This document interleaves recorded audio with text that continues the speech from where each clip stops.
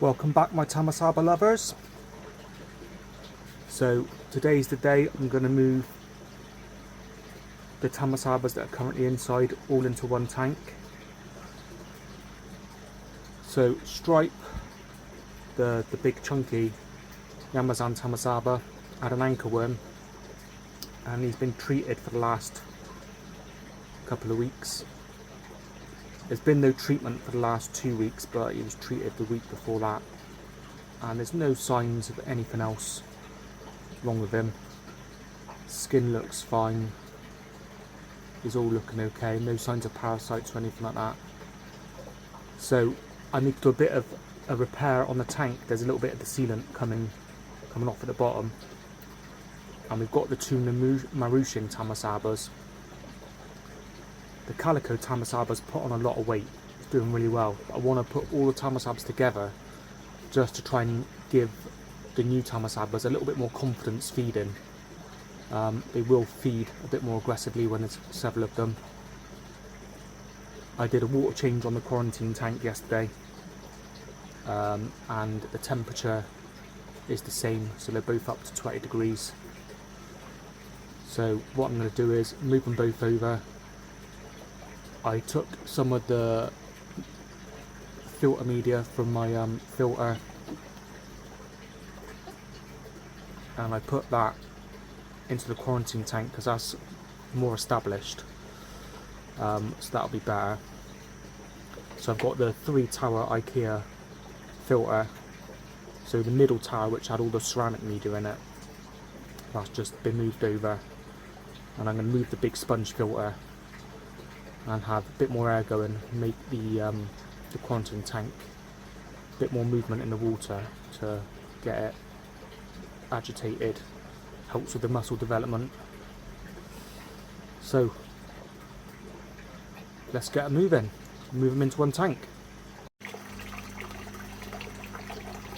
So there we go, this is the quarantine tank.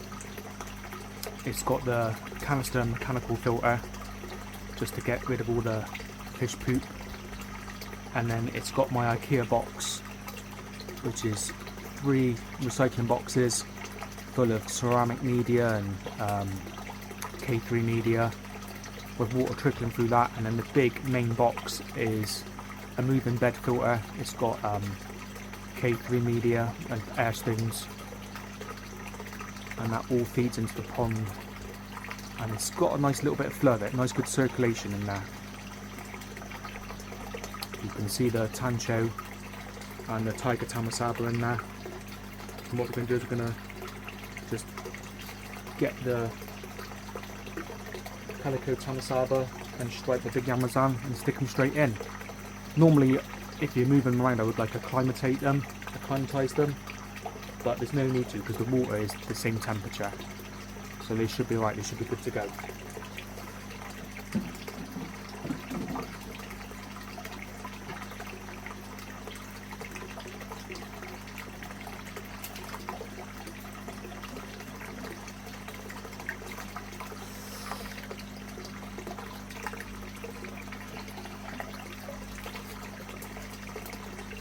Okay, so that's our Stripe is in. There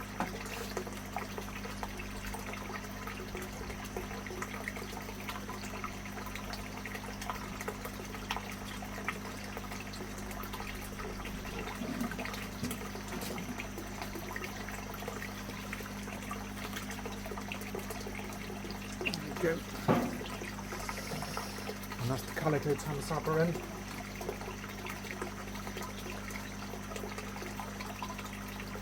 When I first put the marushin Tamasaba in, I did salt the tank.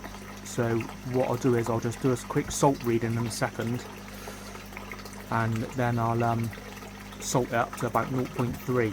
It just relieves the stress from moving fish around, fish mixing with new fish. So I'll put it at 0.3, and then when I do water changes, that will slowly dilute down. So Koi Medic salt pen or salt meter, just do a quick check.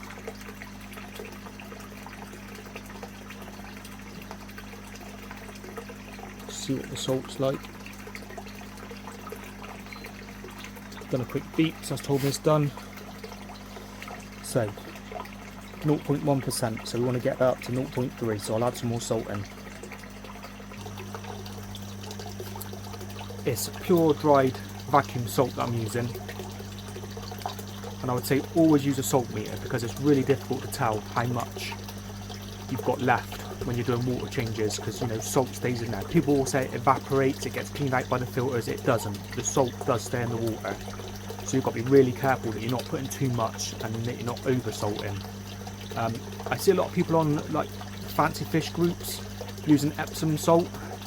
I would use pure vacuum dried salt, mainly aquatic stuff, and make sure you use a salt meter, because people just seem to be using Epsom salt baths without knowing how strong the salt bath is, or without knowing how much salt they put in there, and it's just guesswork.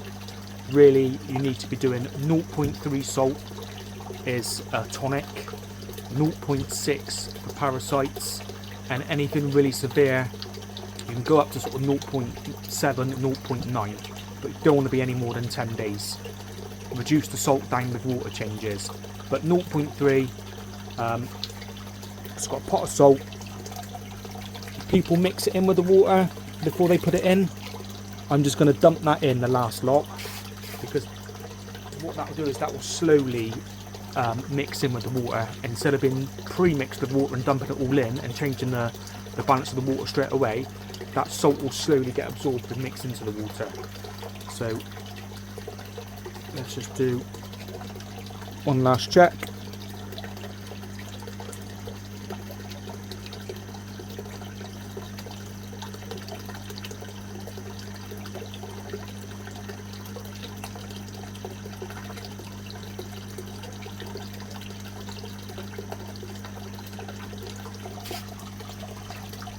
Okay, so that's 0.7. There's a little bit of salt in the bottom. Like I said, that will gradually mix in with the water. We'll leave it at that. We won't put any more in because we want to be around about 0.3. A little bit over is fine. Like I said, when we do the water changes, that will slowly reduce out. You can see the fish are already sort of mixing together. They're down the end by the heater, so nice and warm and away from me.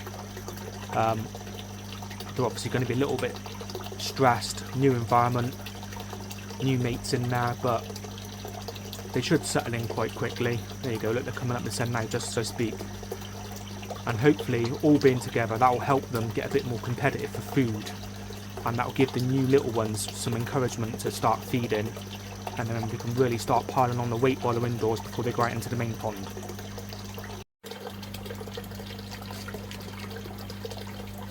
So everybody's in. I put the sponge filter in from the small tank and the small sort of sponge and media filter. They're all gathered together around the filter in the middle, so they all seem to be getting on okay, just having a little nose round and exploring one another, which is good. So we've got the extra media in the tower, and we can see we've got all the media bubbling away in there.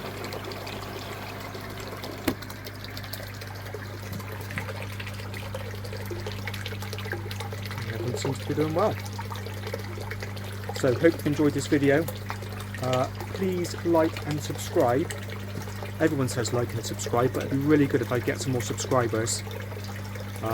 Just helps produce more videos. Just be really good. And share the videos if you want. Leave a comment, let me know what you like, let me know where you're from. Thank you very much for watching.